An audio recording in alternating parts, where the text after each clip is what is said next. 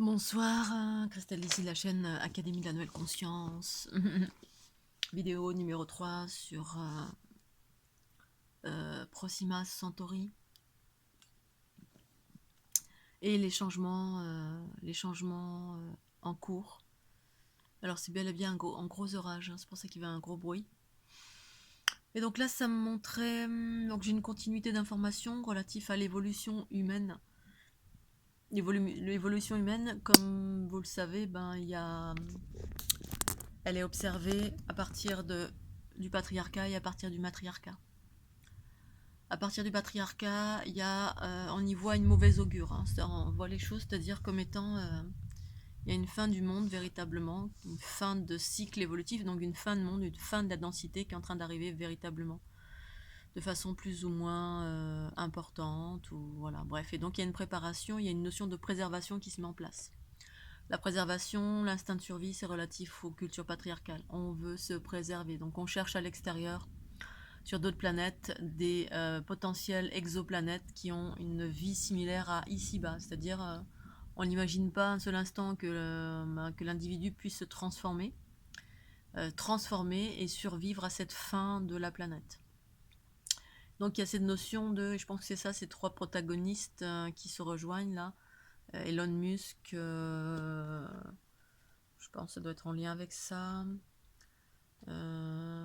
Jim Al-Khalili et Frank Selsi. Il y a une notion de l'aspect terre-à-terre de on va dire la branche scientifique, parce qu'il y a des branches scientifiques qui incluent la conscience et le corps, et les branches scientifiques sont essentiellement, on cherche la vie, et puis on cherche des exoplanètes limites, qui ressemblent en fait.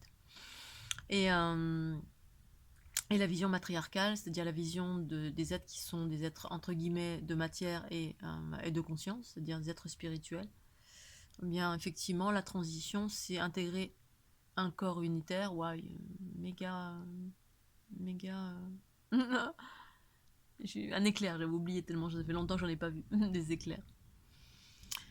Et donc qui ont une vision de la transformation et de la fin qui est différente, c'est-à-dire déjà la conscience nous montre que une fois que le corps meurt, la conscience continue à travers soit le corps astral pour certains, et moi je vais évoquer le corps unitaire qui nous permet de sortir justement de la dualité, hein, de la zone astrale. Et effectivement, ça fait quelques années en fait que j'observe, en tout cas de par mon corps et ma conscience, euh, j'avais plein de curseurs et physiques et de conscience qui me montraient un amoindrissement, un amoindrissement du champ magnétique. À un moment donné, je me disais, mais s'il n'y a plus de champ magnétique, on va tous brûler un grand coup. Et très souvent, j'avais ces infos qui me disaient, on va tous brûler un grand coup. ça va chauffer, quoi. Et en même temps, voilà, il y a la vision duelle et la vision unitaire. La vision duelle, c'est on va tous mourir, oui, il faut se sauver sur une autre planète, faire un gros vaisseau spatial, vite trouver peut-être un Proxima du Centaure où il y a la vie humaine là-bas, puis on passe des accords et puis certains vont aller par là-bas ou ailleurs pour sauver leur vie entre guillemets, parce que n'ayant pas conscience que la vie continue soit peut-être transformée, soit continue, soit dans le corps astral, soit dans le corps unitaire. Et donc effectivement, ça fait pas mal d'années que d'une part, je perçois effectivement que le soleil brûle davantage, je l'ai noté, je l'ai expérimenté. Je suis une adoratrice du soleil. Et puis à un moment donné dans ma vie, j'ai senti que ça me brûlait davantage. Je sentais vraiment qu'il y avait quelque chose, un effet non pas relatif au changement ou à l'âge, ou ce que ça peut, on peut se dire ouais non mais c'est l'âge, mais ma conscience est toujours très aiguisée et me montre toujours des choses et me fait sentir des choses qui sont en lien avec l'évolution humaine, parce que je suis là pour ça, pour partager ce qui est en lien avec l'évolution humaine, pour celles et ceux qui en sont là, qui sont justement en train de s'interroger et puis qui vivent une transition. Et donc, dans ce contexte-là, avant d'en arriver là où j'en suis aujourd'hui, j'ai noté depuis de nombreuses années, effectivement, que le soleil était beaucoup plus fort, que ça brûlait la peau anormalement, qu'il y avait effectivement quelque chose. Alors, la couche magnétique, je ne savais pas encore à l'époque, ça montrait juste qu'elle était en train de se diminuer, qu'il y avait des trous un peu partout, puis que La manne gouvernante humaine faisait tout son possible pour maintenir ce champ magnétique, mais qui en même temps enferme la conscience, mais qui en même temps préserve la vie. Et oui, mais la vie, tout dépend de quelle vie on parle. Voilà, la vie, waouh, les zébras comme dans les films. Oh, magnifique. Ouh là là, je vais peut-être prendre des belles photos là. Et donc, effectivement, c'est tous les aspects des lignées patriarcales cherchent à se préserver, ou cherchent la vie ailleurs, ou cherchent bon. Et puis, toutes les mannes reliées à la conscience extraterrestre unitaire, effectivement, il y a un changement, un passage, quelque chose qui peut-être va parler de la fin de la vie terrestre, parce que un rapprochement du Soleil. La vie, la Terre se rapproche du Soleil. Là, le scientifique parlait de 1 million d'années. Euh, alors, si ma conscience m'a amené à observer, voir, ou m'a amené vers ce genre de choses, ça me met en lien effectivement avec tous les curseurs que je... Alors, je sais pas si c'est une réalité ou pas, hein, je partage tous les curseurs de ce que j'ai conscientisé déjà il y a peut-être 10 ou 15 ans de cela. Ce que j'ai pu observer, la fin du champ magnétique, ça se diminue, et en même temps, ce champ magnétique, à un moment donné, je me disais, mais comment ça va fonctionner? Parce que, alors, on va s'alléger, en même temps, on va tous brûler un grand coup, en même temps, voilà, c'est ce qui la force magnétique, c'est ce qui retient ici-bas sur Terre, hein, bien sûr. Et en même temps, effectivement, on est en train de s'éveiller, de s'élargir vers le cosmos. Et dans le cosmos, les consciences extraterrestres sont pas dans la densité, vivent pas le magnétisme comme ici-bas sur cette planète. Du tout, du tout. Il y a, c'est une autre façon de fonctionner. Et c'est une autre façon de fonctionner avec le corps cosmique, c'est-à-dire le corps géométrique. En tout cas, ça c'est... Waouh. Ah, le ciel a été tout blanc, dis donc. Oh, avec plein de zébras, j'ai jamais vu ça. Orage de chaleur. Ouais, c'est beau. et, euh, et je me demandais comment ça allait se profiler. Je me disais, mais attends, en même temps, voilà, ça nous ancre, il y a un aspect positif, hein, c'est ce qui permet la vie ici-bas. Mais c'est la vie dans notre conscience du connu, bien sûr. Si on va, pour moi, dans l'évolution de cette fin de cycle, on va vers l'inconnu. Puis il y a ceux qui s'accrochent au connu, c'est-à-dire qu'ils sont en train de voir que il y a un truc pourri qui est en train d'arriver là, on va brûler tous un grand coup. Et faut trouver la vie, comme Elon Musk, hein, je pense que c'est pas pour rien. Si c'est comme les consciences reptiliennes un petit peu, si on n'a pas évolué du tout, hein, qu'on est resté dans des fréquences basses, effectivement, il faut se délocaliser dans une planète qui a encore des fréquences basses, comme c'était le cas jusqu'à ici-bas. Et ça m'étonnerait pas effectivement que ce soit une réalité de fin de la matière, c'est-à-dire peut-être que la planète va brûler un grand coup, entre guillemets, de par l'approche du Soleil. Parce que pour forcer à l'évolution, il n'y a que par là que ça peut, quoi, en fait. Hein. Ça fait partie d'un processus de on s'approche du Soleil, ça a un impact sur la chimie, celle qu'on connaissait qui abritait la vie ici-bas, pour transformer vers une nouvelle façon d'appréhender la vie. C'est-à-dire, les scientifiques cherchent la vie ailleurs comme on la connaît ici, avec l'eau, avec les processus, les composantes chimiques mais il y a d'autres fonctionnements, hein, voilà, comme le corps de silice, comme on a un corps plutôt de carbone, un corps qui est composé d'une certaine façon, là, ici-bas dans la dualité, mais on est en train d'aller vers tout à fait autre chose. Et effectivement, peut-être que ça va passer par ce processus alors, je ne dis pas que c'est demain, hein, s'il faut, si c'est dans 1 milliard d'années, j'en sais rien, mais c'est encore... On est dans le prémisse, on est dans cette transformation, qu'on ait le temps d'aller vers l'être universel.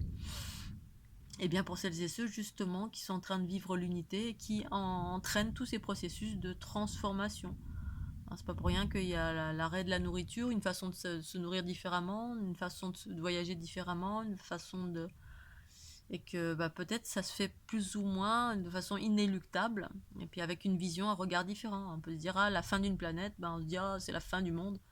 En fait, non, c'est une transition, mais chacun va le vivre différemment. Peut-être certains vont le vivre comme une fin du monde et vont devoir se délocaliser sur des planètes similaires, en lien certainement avec Proxima du Centaure, ou d'autres, voilà, parce que ça cherche depuis pas mal de temps apparemment. Il y a des programmes de recherche. Waouh, magnifique ces zébras. Et donc vraiment, ça va dans la corrélation de ce que, ouais, à un moment donné, cette histoire du feu, les extraterrestres qui voyagent, ils vont au centre du soleil, au centre du magma, ils passent par les trous noirs, parce que leur corps vibre beaucoup plus vite, donc on n'est plus soumis à la densité du tout, du tout, du tout. Donc, comme on vient du centre du Soleil, dans le centre du Soleil, il y a les trous noirs. Le trou noir, c'est les façons de fonctionner de certaines consciences extraterrestres relatives à ce que je partage, Matrix Unitrix. Et dans ce contexte-là, quand on maîtrise tous ces espaces, bien évidemment, on n'est plus dans l'espace de la densité. Densité tel qu'on le connaît, hein, avec manger, boire, manger du Nutella ou des tranches de salami, du faux salami veggie.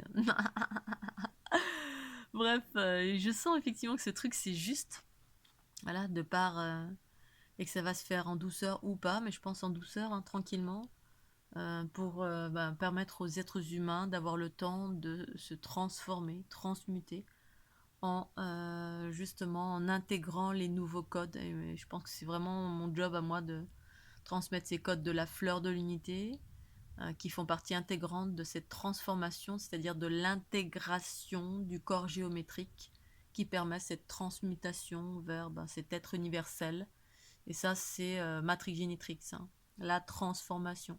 Quand on ne transforme pas, eh bien, on reste dans la dualité patriarcale et on a peur de mourir, hein, parce qu'on s'accroche au connu. Ah, la vie, c'est telle qu'on la connaît, hein. C'est-à-dire, je continue à manger du poulet, je continue à sentir les mêmes choses, à avoir besoin d'eau pour faire fonctionner mon corps de telle façon, de telle façon. On ne procède pas aux transformations en soi, on ne se transforme pas. On se raccroche au connu et on veut retrouver, on veut préserver la vie. D'où le renforcement du champ magnétique malgré toutes les projections, les énormes éruptions solaires, c'est pas pour rien. Ça entraîne des trucs énormes, ça entraîne des particules cosmiques qui viennent bombarder la planète, éveiller les êtres humains. Certains, pas tous. Et puis, d'un côté, ça, c'est bon pour ceux qui vivent l'unité, et pour d'autres, c'est pas bon. C'est-à-dire, ceux qui observent à la loupe tous ces processus d'expansion du trou noir de la galaxie, les éruptions solaires, ces trous un peu partout dans le champ magnétique, ça les inquiète, bien sûr, hein. C'est pour ça qu'il y a aussi il y a ces programmes de préservation en allant chercher des exoplanètes via certains courant qui cherche à préserver la vie, mais préserver la vie, notre vie matérielle ici-bas. On ne veut pas aller vers le changement, c'est-à-dire on a un connu, et puis on n'est pas du tout dans la conscience, on est dans la technologie, et utiliser la technologie pour se préserver, ou après c'est ce que c'est, hein, c'est ok pour moi, parce que ça crée aussi des ouvertures, et c'est comme ça aussi qu'il peut y avoir des nouvelles planètes qui sont colonisées, et puis il y aura une évolution quand même. Voilà, en tout cas, c'est juste une observation, pas un jugement ni rien du tout. Une observation de la conscience et qui me met en face de ce que je conscientise, que j'ai déjà observé depuis longtemps, longtemps, il y a très très longtemps, hein, ce soleil qui brûle, ces trous partout. C'est pour ça qu'il y a des épandages aussi dans tous les sens, hein, parce qu'ils essaient de maintenir la stratosphère, maintenir le magnétisme, maintenir pour se préserver de ces immenses éruptions solaires desquelles on est bombardé depuis de nombreuses années, hein. Il y en a plus ou moins, on va dire. Et puis, ce qui fait que certains sont sensibles, hein. Il y a des vents, il y a des vents qui ont surgi sur la planète. Bref, la planète est en pleine transition. Mais une transition, effectivement, qui va peut-être vers effectivement, ce réchauffement général, puisqu'on se rapproche du Soleil. Et puis un réchauffement qui va peut-être aller jusqu'à voilà, un gros, on va chauffer un grand coup. Mais si on s'est transformé d'ici là, tant mieux. On a transmuté vers une autre forme de vie, tant mieux. Puis peut-être que d'ici là, ceux qui sont à la préservation auront quitté la planète pour aller vers des planètes similaires pour continuer à vivre la même vie sans chercher à transformer les choses en soi. C'est ça en fait l'évolution, c'est s'adapter, hein. La nature, tout s'adapte au changement. Et par là, on change de plan de conscience et on va sur des plans multidimensionnels. On fonctionne d'une façon différente via les trous noirs, etc. Où la chimie, où tout le fonctionnement est complètement différent. Mais si on va pas vers ça, on s'accroche à l'ancien, on s'accroche à l'ancien. C'est ça s'accrocher à l'ancien. C'est-à-dire si on va pas vers l'écoute de sa guidance, de sa conscience, eh bien on peut pas appréhender ces nouvelles réalités qui s'appréhendent que en soi, pour soi, par soi. Et puis par d'autres personnes, d'autres protagonistes, hein, c'est-à-dire tous les émissaires comme dont je fais partie, qui sont là pour aider à cette transition, soit vers le patriarcat, soit vers intégrer son corps géométrique unitaire et par là transformer l'individu progressivement vers ses nouveaux potentiels et un changement à tous les niveaux. si c'est pour vous. Voilà, c'est très intéressant. Il y a vraiment des choses ouais, qui se passent là en ce moment assez puissantes. Et ça me va très très bien et ça me porte. J'ai des ouvertures comme ça qui m'amènent vers de plus en plus vers la conscience extraterrestre. Waouh, qu'est-ce que c'est ce zébra de fou. Oh, faut que j'essaie de filmer, c'est magnifique. Bon allez, je vous fais des gros bisous, un petit pouce bleu, et puis pensez à, oui, pensez à mettre un petit pouce bleu, c'est très important. Je vous fais un gros bisou, tchuss.